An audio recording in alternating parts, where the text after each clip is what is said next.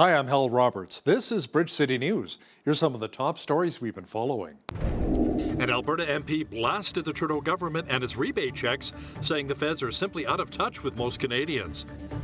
Nonprofit groups in Alberta will be receiving millions of dollars more in new funding thanks to grants being issued by the province. And a huge donation was made to the Lethbridge Family Centre thanks to the Tim Hortons Smile Cookie campaign. Your nation. Your province. Your southern Alberta. From the heart of Lethbridge, it's Bridge City News with Hal Roberts. Thanks so much for joining us. A Foothills, Alberta MP says the Trudeau government is simply out of touch with the majority of Canadians. John Barlow says the carbon tax rebates are not really helping much at all, especially for those in his riding. I'm listening to my constituents like Lisa, who showed me her carbon tax rebate. It was $15. Yikes. What a joke. It's not a joke for Foothills families who pay $3,000 a year in carbon taxes, have nothing left for food or homes, let alone a summer vacation. The Parliamentary Budget Officer is clear. Canadians pay more in the carbon tax than they get back in a rebate.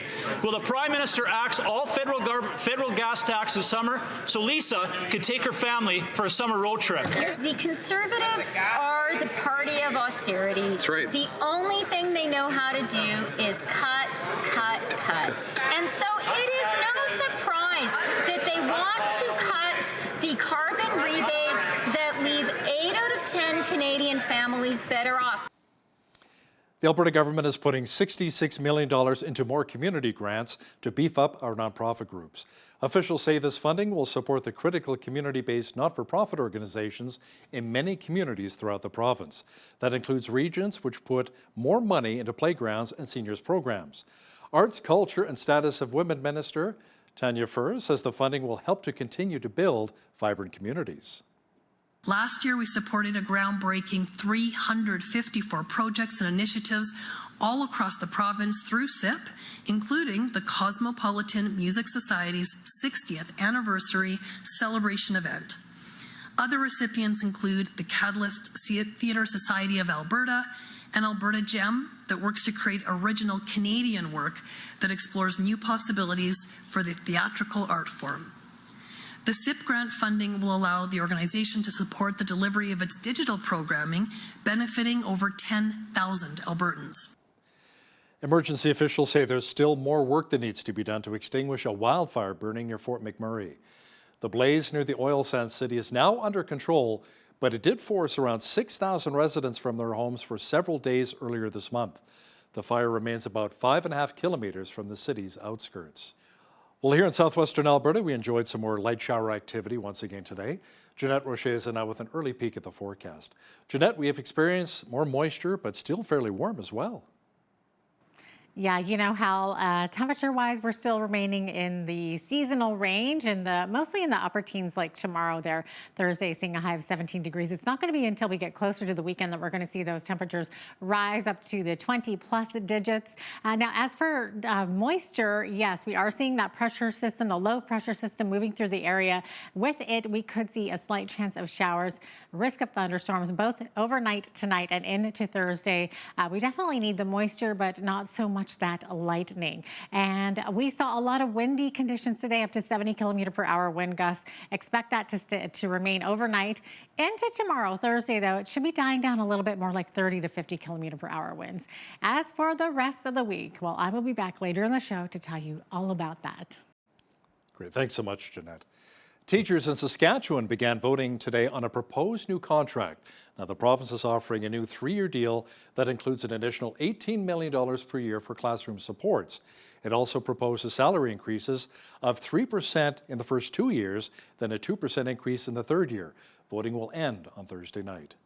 Students at the University of Toronto tent encampment say they will not leave until their demands are met.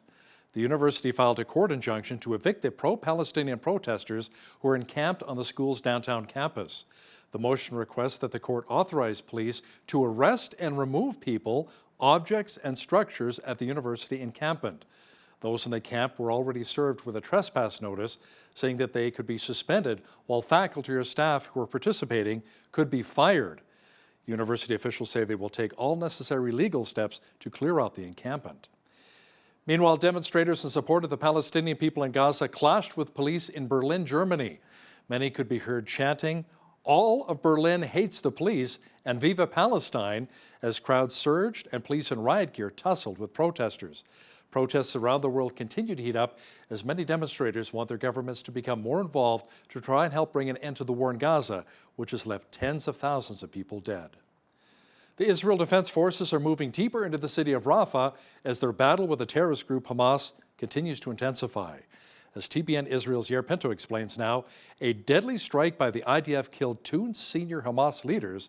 He also says that captured Hamas members told Israeli military officials where a number of hidden weapons were located, which helped save lives. Several battalions from the combat engineers, armor, and infantry have been deployed in support, and together they have uncovered several tunnels along with stockpiles of weapons and ammunition and demolished them so they cannot be used by terrorists any longer. Many of these weapon stockpiles were found because Hamas terrorists that surrendered told interrogators from the 504th Field Intelligence Units of the IDF where they are. And this saved time and lives on both sides. Russian President Vladimir Putin is calling on his government to work as if officials are on the front line of the battle with Ukraine. He made the comments while addressing an extended meeting of the Council for Strategic Development and State Council Commissions in the Kremlin. The war with Ukraine is now almost 2.5 years old. Я ничего не хочу нагнетать, но прошу вас обратить внимание вот на что. Мы все понимаем, во всяком случае все должны понимать, в какое время мы живем и через какой исторический этап проходит Россия. А если мы это понимаем, то все должны работать как на линии фронта. Все должны чувствовать себя мобилизованными. И только так мы добьемся тех целей, которые перед собой ставим. At least 28 people were killed in a bus crash in southwestern Pakistan. Officials say the bus fell from a highway into a rocky ravine. Police say around 20 others were also injured after the driver lost control of the vehicle. Turbat से क्वेटा के लिए रवाना हो गया था और हम यहाँ बसीमा में थोड़ा गुजरता है, एक गांव आता है, वहाँ हमारा बस खाई में गिर गया, जिसकी वजह से मतलब बस घायल हो गया और वहाँ पे रेस्क्यू के लिए एफसी वाले, आर्मी वाले और लेवीज वाले बर वक्त पहुँच गए, हमें रेस्क्यू किया. Jury deliberations have begun in Donald Trump's hush money trial. The outcome of this historic case is in the hands of 12 New Yorkers who have vowed to be fair and impartial in the face of their unprecedented task. Michael Sisek from the Associated Press has more. Now, this is the case that involves allegations of a scheme to suppress negative stories about Donald Trump in the build-up to the 2016 election. But the charges against Trump really involve allegations of falsifying business records. Trump has pleaded not guilty to 34 counts of that charge, which alleges that he logged reimbursements to his former lawyer, Michael Cohen, not as reimbursements, but as legal expenses. The jury is deliberating. Ultimately, it could find Trump guilty, not guilty, or if it goes on long enough, there could be a hung jury and a mistrial. Now the jury can also find Trump guilty on some charges, not guilty on others, guilty on all, not guilty on all. The jury must be unanimous in its finding. That means all 12 jurors must agree either way. And there's no sense on how long deliberations will take. In some cases, juries have come back in mere hours. In others, they've gone days or even weeks. Donald Trump spoke out at his hush money trial taking place in New York. The former U.S. president says Mother Teresa couldn't beat these charges. Trump also says the charges were rigged and accused the judge of being conflicted. In listening to the charges from the judge, who's, as you know, very conflicted and corrupt, because of the confliction, very, very corrupt. Mother Teresa could not beat these charges. These charges are rigged. The whole thing is rigged. The whole country's a mess between the borders and fake elections, and you have a trial like this. This judge contributed to Joe Biden, and far worse than that, but I'm not allowed to talk about it because I have a gag order. Far worse than that, by 1,000 times worse than that. The worst I've ever heard, but I can't talk about it. There are concerns a Senate bill proposing to block minors from sexually explicit material online could apply to streaming services such as Netflix. Canada's privacy czar and a deputy minister at Canadian Heritage say legislators should dramatically narrow the bill's scope. The legislation would require sites like Pornhub to verify the age of users so minors don't access pornographic material. They were the first to testify at a parliamentary committee tasked with studying the bill. Privacy lawyer David Fraser says sexually explicit material is defined in the bill could mean it applies to search engines, social media giants, ebook publishers, and even streaming services. Lethbridge police have seized more than 450 doses of methamphetamine and fentanyl. That included large chunks of orange fentanyl, which were found at the scene of a number of fatal overdoses in the downtown core over the past week. Police also say 11 people were arrested, and so far 3 men have been charged with drug trafficking and possession. Officials say the targeted enforcement operation will continue this year, so locals can expect to see a larger police presence downtown.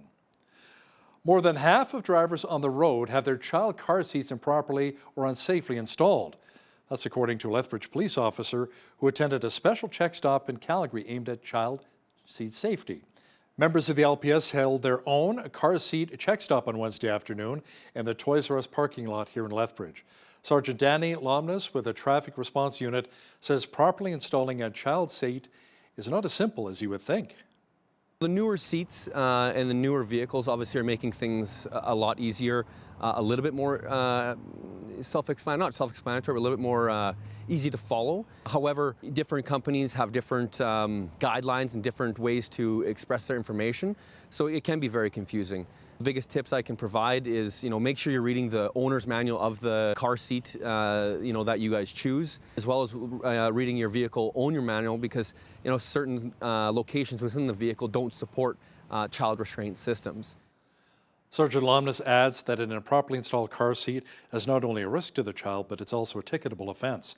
The check stop on Wednesday, however, was geared more towards educating and informing motorists. Over $51,000 was raised for the Lethbridge Family Centre through the Tim Hortons Smiley Cookie campaign. Maral Kiani Terry, Executive Director at Lethbridge Family Centre, says these funds will be used in one of the institution's programs that seeks to support parents and their kids. Family Centre was fortunate this year to be a partner agency with Smile Cookie Campaign, which is with all the Tim Hortons in Lethbridge. And essentially the cookie decorations and all the proceeds from those cookie sales went to our Father Involvement Program, which is a program that Family Centre runs with kind of having that involvement of fathers and father figures with their children and with their the other caregivers to be able to bring unity and build those social connections. And what our programs do, and in particular this program that helps to build those healthy social connections for the children and their families and that unit. A couple of years now, we've been doing the Family Center for 3 years with the Smile Cookie program, really seeing what they were doing with the money specifically. That first year they started a couple of programs and it really took off for them. So, being over to their office and taking some tours and seeing exactly, where the community money was going, what we were raising, was it going to the right venture? So, anything with Tim's and kids and families, that relationship bond has been very good. Since the Smile Cookie campaign first launched back in 1996, Tim Hortons restaurants have raised more than $111 million supporting charities across Canada and the United States. Great to see. Helping people through their grief can really assist during the healing process. Now that's according to Joanne Penner-Heron, co-leader of Grief Share at Evangelical Free Church here in Lethbridge. Penner-Heron says a good first step is to help people get out of their cycle of grief. In terms of getting unstuck, I think to help people move forward with a purpose, and Grief Share is very good for that. We can address issues that might be holding us back. And, there's a lovely saying that I really have used a lot in my own life, and that is that memories are not meant to hold us hostage. So we are in the same circle of self-muddling, but they're meant to transform us. And so you move forward with purpose in this whole process of transformation. Make sure you catch the full interview with some of the team of Grief Share at E-Free Church and BCN's Jeanette Rocher coming up later in our news show. In March of 2023, a militant Muslim group attacked Pastor Samuel's village in the southern Central African Republic. Most Christians fled. Through the support and prayers from the Christian charity Open Doors, the pastor and many in his church have returned to rebuild their lives. We have more now in this report. We had never heard such loud noises from weapons. We remained inside our houses, terrified, motionless. The rebels surrounded the village completely. Everybody hid. They burnt down my house. The Central African Republic is a Christian majority country, but the government is not in full control of large areas. There is always a danger of sudden attacks by unspecified, mostly Muslim armed groups. In March 2023, a militant Muslim group attacked government soldiers who were stationed in this village in the south. But in this overwhelmingly Christian community, many residents believe that they were the intended targets. They came with many people. They attacked us because we worship God. They came to steal the offering money and the money that I kept as the pastor. They destroyed the church to stop the name of the Lord from being praised in this place. We all fell flat on the floor. We stayed inside and waited until the shooting stopped. Nobody died. I still thank the Lord for keeping us alive. Bullets were whistling everywhere. The roof was pierced by many bullets. By the time the army had chased away the militants, the church and shops had been destroyed.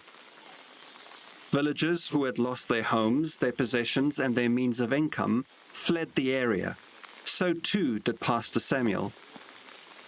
But after some time, he returned to the village to rebuild and to encourage his congregation to do the same.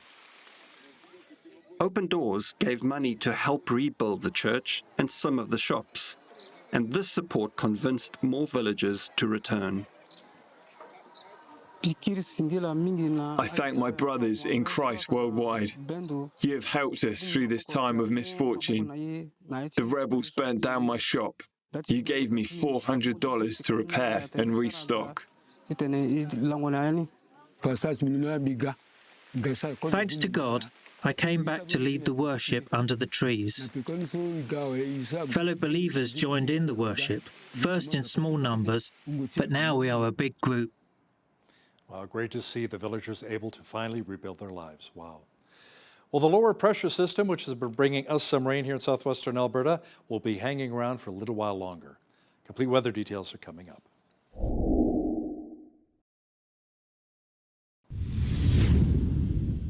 You know, in the 7 years that I've lived in this beautiful city of Lethbridge, I've never seen the coulees so green. We've seen quite a bit of moisture over the past week or so. Jeanette Rocher is now with all of the weather details. Jeanette, how much longer will the moisture be sticking around? Well, both tonight and tomorrow, we are seeing that slight chance of showers along with a risk of thunderstorms. High of 17 as we get into Thursday, climbing to 18 on Friday. And then we're going to start seeing those 20-degree days again come the weekend. So 20 degrees expected on Saturday, sunshine, and 21 on Sunday, 23 on both Monday and Tuesday. So that'll bring us higher than the average high for this time of year, which is 20 right there. Average low, 6 degrees, 32. That was our record day on this day. Happened back in 1986. And the record low on this day was in 1989, and it was 0. Sun rose this morning at 5:30 on the nose. Sunset this evening at 9:28 p.m. Look at that. We're getting so close to that 16-hour mark. We're at 15 hours, 58 minutes of daylight. We should be at 16 hours tomorrow. Okay, on the west coast, Victoria high of 15 degrees, seeing a mix of sun and cloud, 30K winds in the Juan de Fuca Strait, 15 for Vancouver, seeing morning showers, should clear up by noon. Also, a special weather statement in effect along the Coquihalla Highway, and that would be from Hope to Merritt. Could see some wet snow developing in that overpass, in the mountain pass there. I know we don't like to talk about snow this time of year, especially we're getting so close to June. Okay, in Edmonton Saskatoon tomorrow, 60% chance of showers, risk of thunderstorms, high of 17, 14 for a high in Calgary, seeing a chance of showers as well there, risk of thunderstorms. Also, both of those cities fairly windy, up to 50k winds and 40k winds in Calgary. 17, the expected high tomorrow in Saskatoon. We got showers, thunderstorms, same thing for Regina, showers and thunderstorms expected. 18 for a high, fairly windy there in Regina, up to 50k. 60k winds expected tomorrow in Winnipeg with a high of 20 degrees, risk of thunderstorms and a 60% chance of showers there. Fairly sunny conditions though as we get into the middle part of the country here, central Canada. Toronto, high of 20, same thing for Ottawa, 21 in Montreal with sunshine in all three of those lovely cities. As we get to the Maritimes, Fredericton is actually seeing fairly clear conditions tomorrow as well. We'll be seeing a high of 21, 21 for Halifax as well with a mix of sun and cloud. Cooler along the coast though, more like 14 degrees. Charlottetown, clear skies, 18, a little cooler on the coast, 21 for a high in St. John's with a mix of sun and cloud. So there you have it, that is your forecast. Canada's total residential mortgage debt rose 3.4% year over year in February to $2.16 trillion. Canada Mortgage and Housing Corporation says the slowest growth rate in 23 years is a reflection of higher mortgage costs and uncertainty around the Bank of Canada potentially lowering its key interest rate. The federal agency expects the rate of growth for mortgage debt to increase if forecasts of higher home sales and prices in the coming years pan out. You know, when we plan our faraway getaways, we often hope that our airline will fly us to a carefree place. But sometimes trouble happens along the way because of the airline, and it's important to know your rights as an air passenger. Gabor Lukács, president of Air Passenger Rights, explains the rules that airlines are supposed to follow when it comes to delayed luggage. Say your bag is delayed only for 3 days. Airlines will try to tell you we're going to pay you only $50 or $100 per day, and you can use only that money for your incidentals. That's untrue. Under the law, if your baggage is delayed, you can incur up to $2,300 per passenger of reasonable out-of-pocket expenses to purchase items that you need immediately. Make sure you catch that full educational interview with Gabor Lukács, president of Air Passenger Rights, coming up later in our broadcast. Nissan says owners of around 84,000 older vehicles should stop driving them because of the high risk of injury from Takata airbags. The airbag inflators can explode in a crash and hurl metal fragments. Now, one person in the United States was killed back in 2018 by an exploding inflator in a Nissan, and dozens more have claimed that they were hurt. Nissan says the do not drive warnings cover certain 2002 to 2006 Nissan Sentra cars, along with some 2002 to 2004 Pathfinder SUVs and 2002 and 2003 Infiniti QX4 SUVs. Now, here's a look at today's markets. The TSX was down 367 points on the day to finish at 21,897. The Dow was down 411 points to 38,441. The S&P 500 was down 39 to 5266, and the Nasdaq was down 99 points to finish at 16,920. West Texas Intermediate Oil was down 60 cents to 79.23 US per barrel. Natural gas was down 10 cents to 2.49 US. Gold was down $23.20 to $2,338.12 US an ounce, and silver was down 13 cents to $31.98 US an ounce. Feed wheat is at $9.69 per bushel, barley is at $6.47, canola is at $15.22, and corn is at $7.98 per bushel. Live cattle June contract was down $1.30 to $181.60. Feeder cattle August contract was down $4.35 to $260.25. Lean hogs June contract was down 3 cents to $93.78. And the Canadian dollar was even over the past 24 hours at $72.90 US.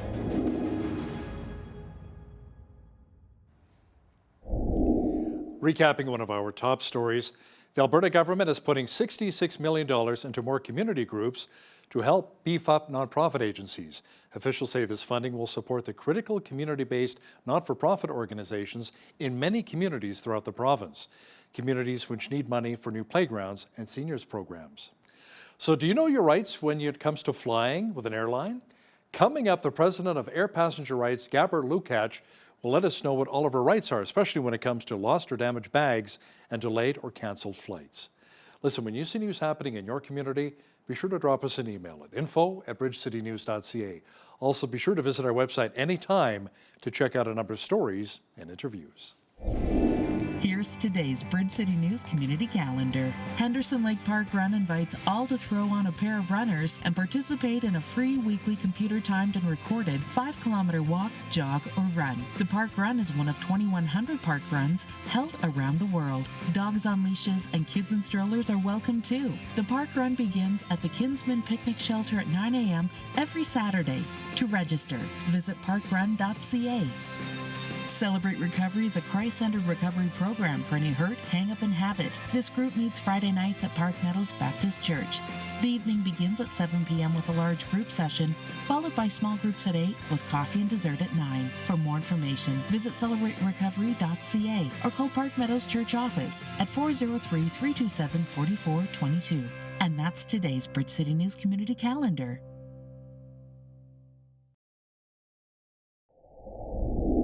Many of us who travel have from time to time run into issues with various airlines, everything from lost or damaged bags, flight delays, or even cancellations.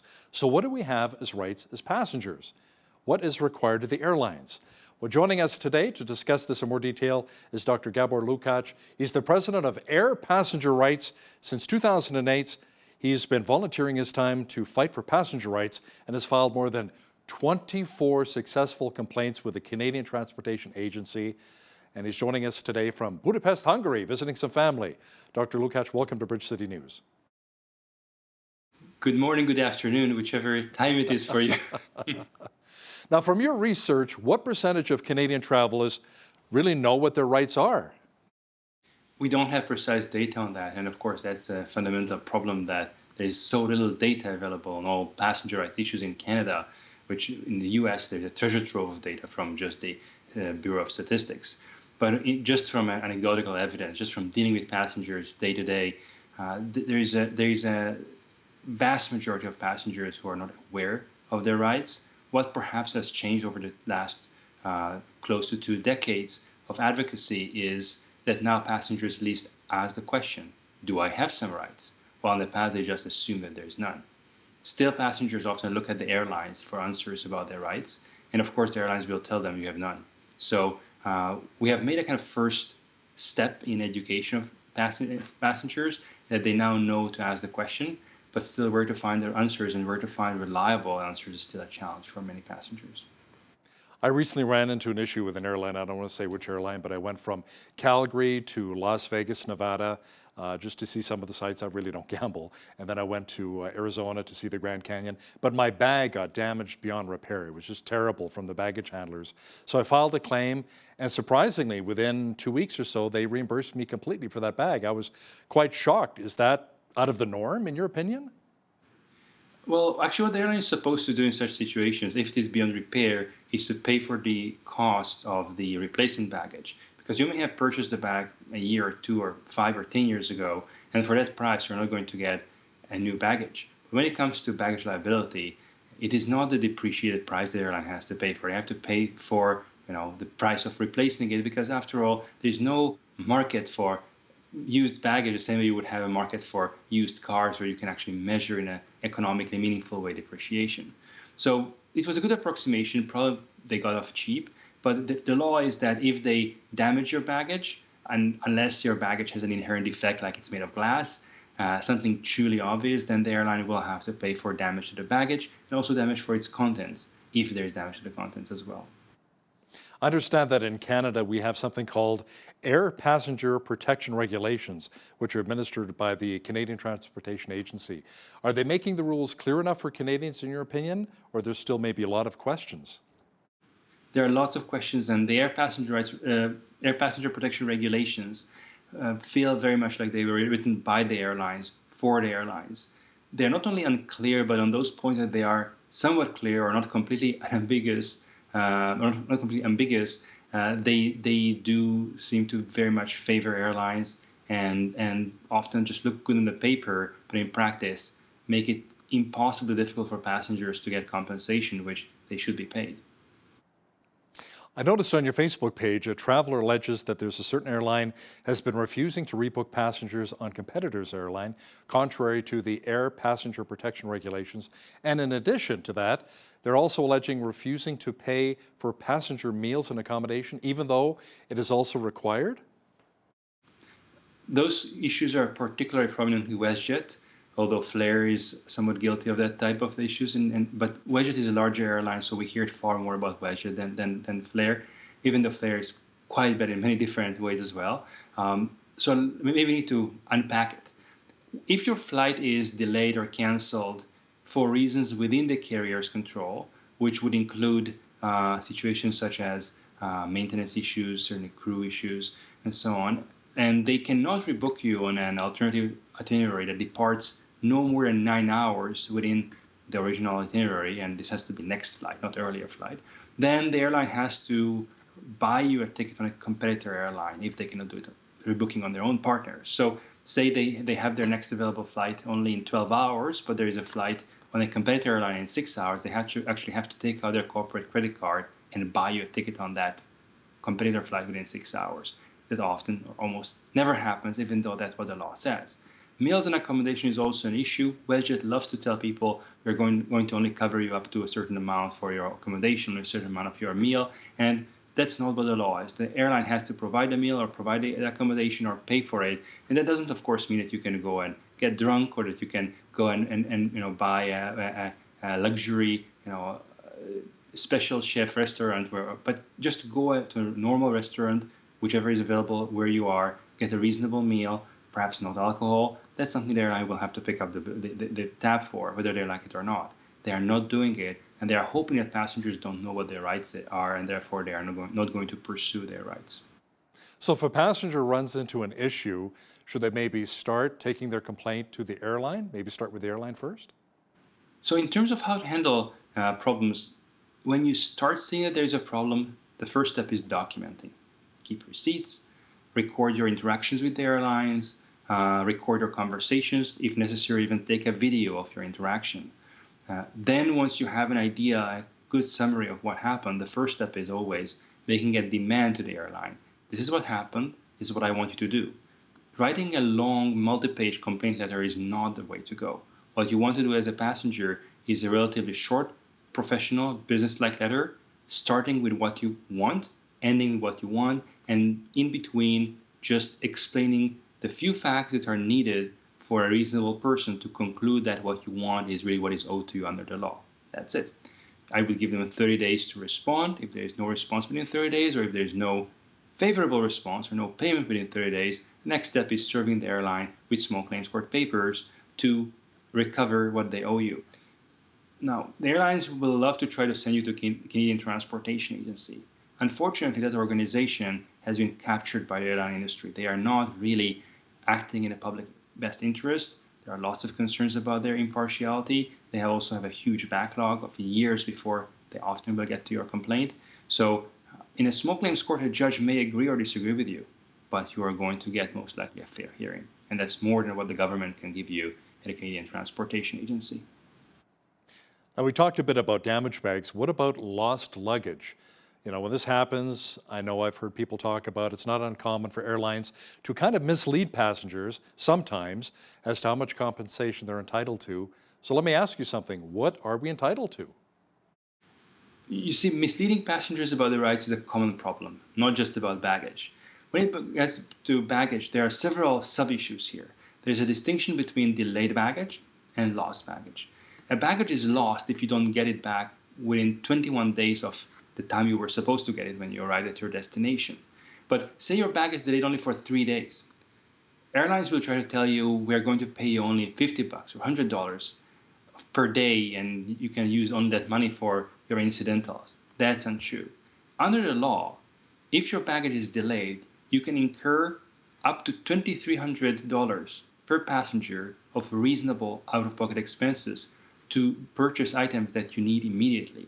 This is not a license to go on a shopping spree, and I caution passengers not to do that, because I have seen cases when passengers have purchased an unreasonable amount of items and reasonable quantity and reasonable prices and unreasonable items themselves that were not even needed that much.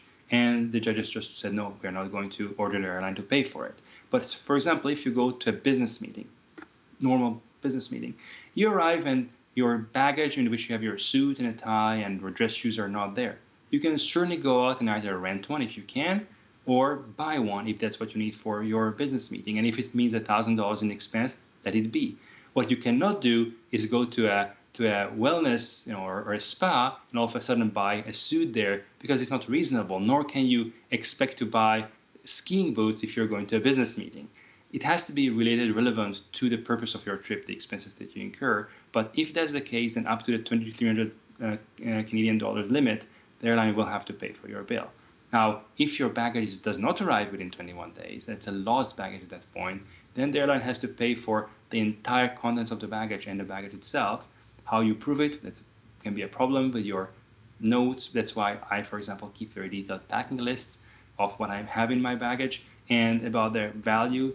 You just purchase replacements, and that's how you prove what is a replacement value for the loss, which is a bit tricky, but that's really how you can deal with the situation. Airlines don't always pay up, and that's part of the game. If they don't, after 30 days, you serve them with small claims court papers. So, Dr. Lukács, let me ask you something. How long can an airline keep passengers waiting in the plane on the tarmac?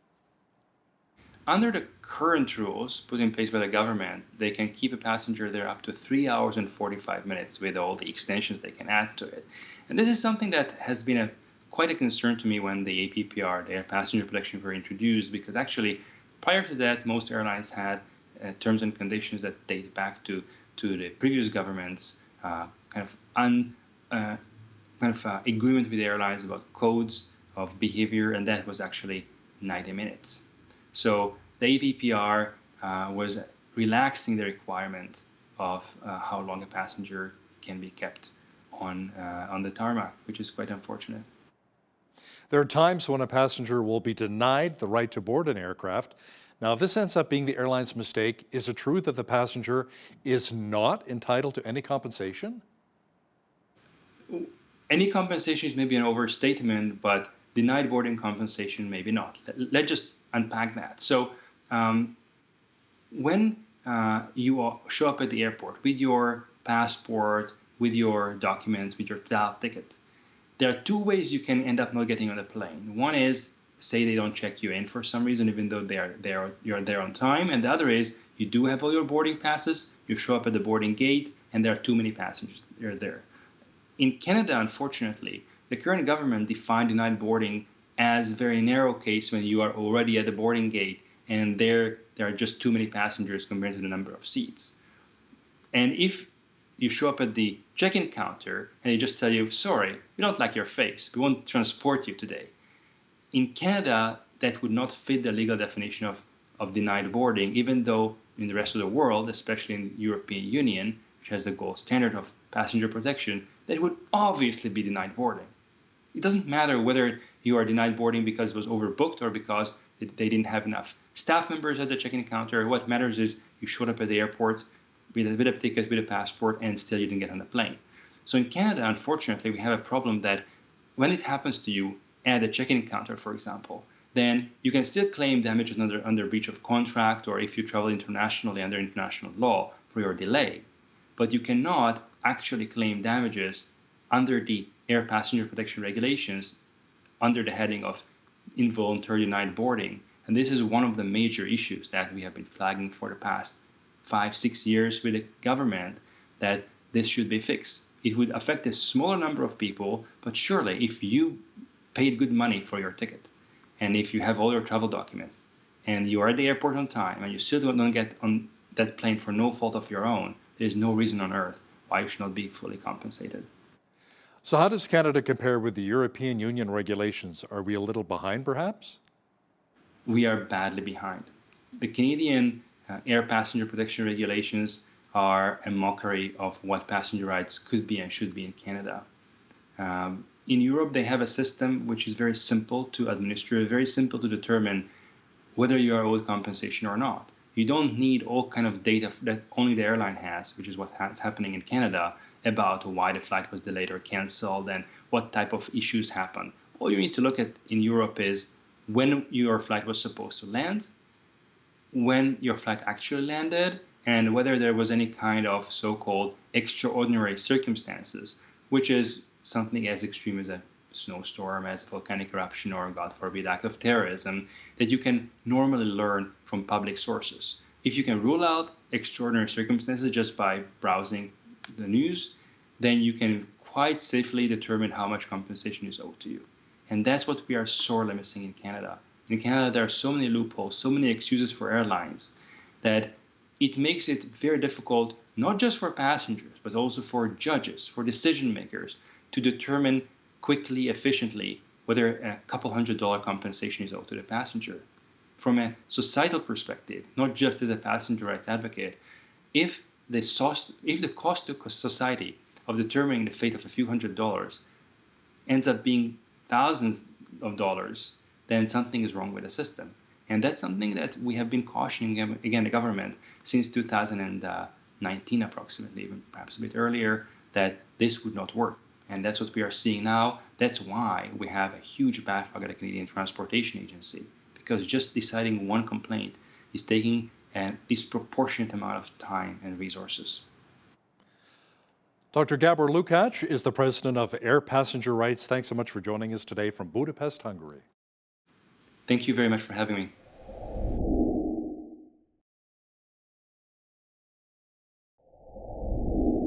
At some point in our life, we will experience the loss of a loved one and we'll grieve that loss, but we might not know exactly how to handle the ups and downs that come with this. So what are some healthy ways to go through the grieving process? Well, joining me to share some advice on this is Siobhan Parr, who is a pastor of church life at Lethbridge Evangelical Free Church, and Joanne Penner-Heron. Together they lead the Grief Share Loss and Support Group. Ladies, welcome to Bridge City News. Great to have you on this morning. Thank you. Thanks for having us. Absolutely. Thank Okay, you. so first off, can you maybe give us a snapshot of what your Grief Share Support Group is about and what people would experience if they dropped into one of your gatherings? Sure. So Grief Share is a group faith-based program, and it's offered to anyone who is grieving the loss of a loved one through death. It is a 13-week program with 13 sessions. And when you come to this group, you come to look for support. We offer care, encouragement, lots of listening. Videos are offered. First of all, there are 3 parts to each week.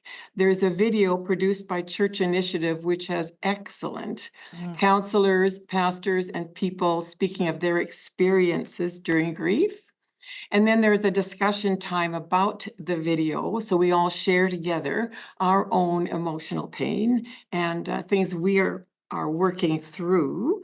And then following that, each participant goes home with a workbook and they reflect on questions each week and come back and we carry on to another area of grief. So it's a sharing of our loss, and it's faith-based, which gives us a very strong faith support to build our healing upon.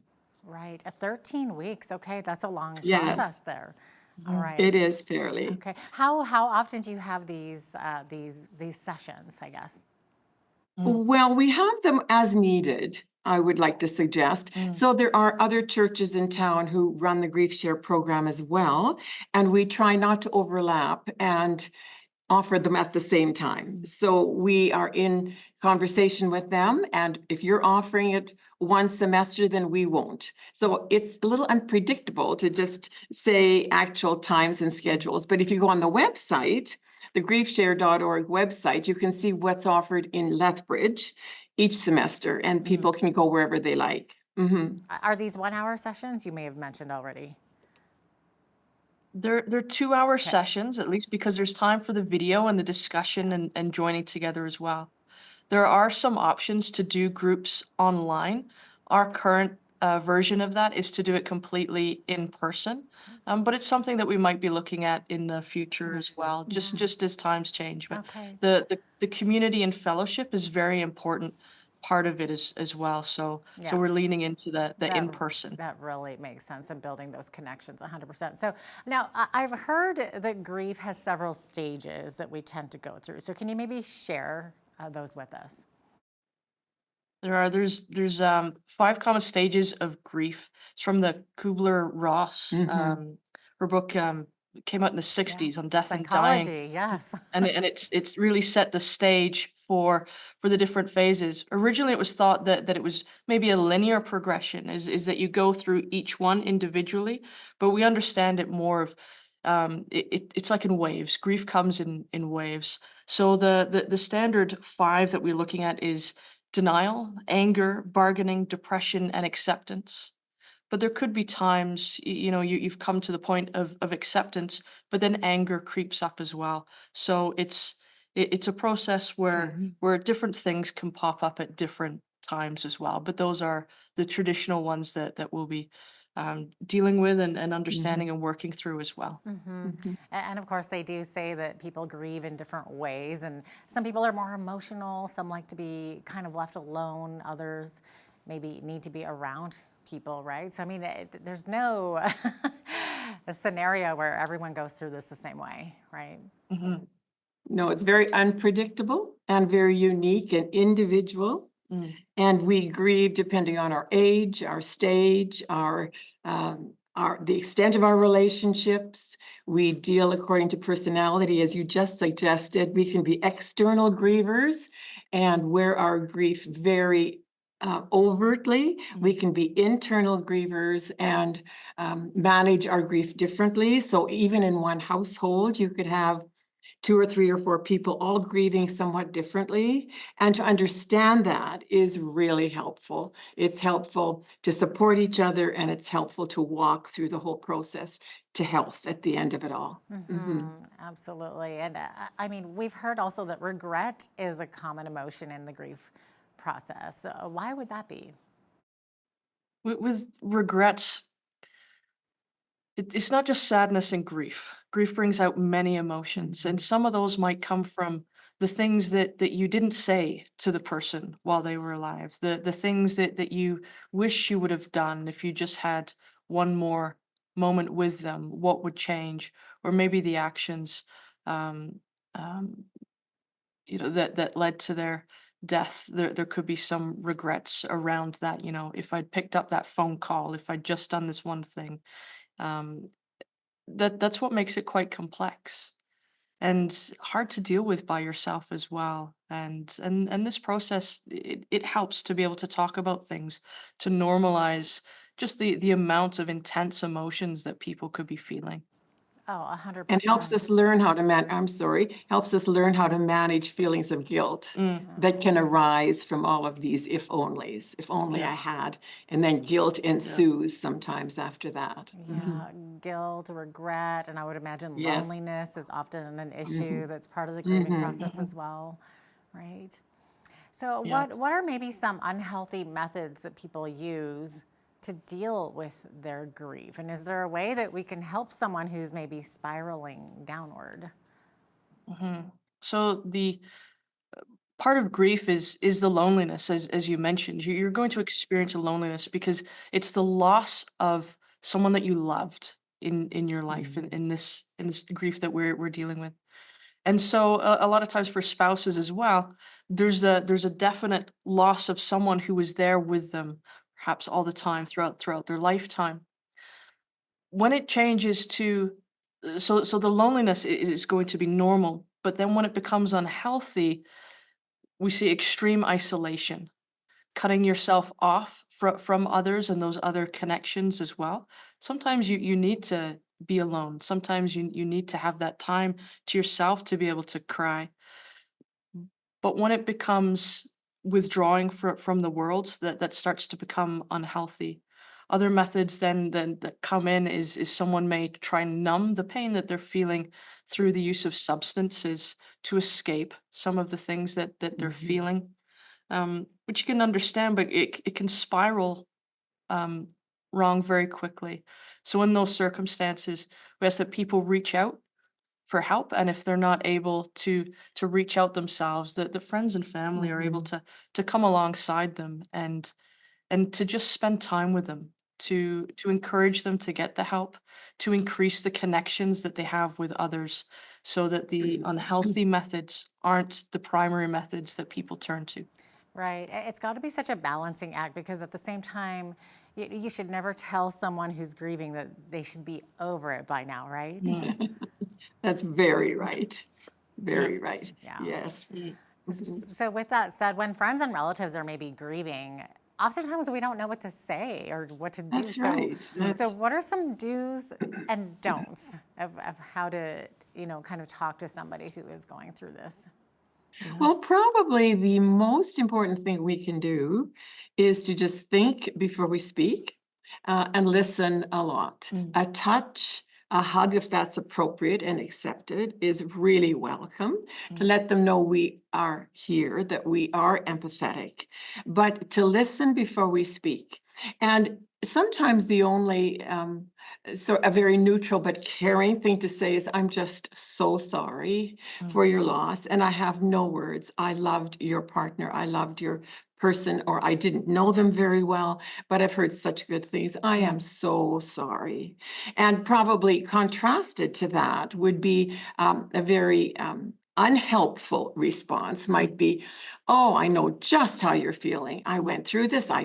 And while that may have threads of truth, we do not know how somebody else is feeling. So to impose and suggest that we do is not helpful, because nobody really understands our particular pain. And so it's something that that it takes some thought.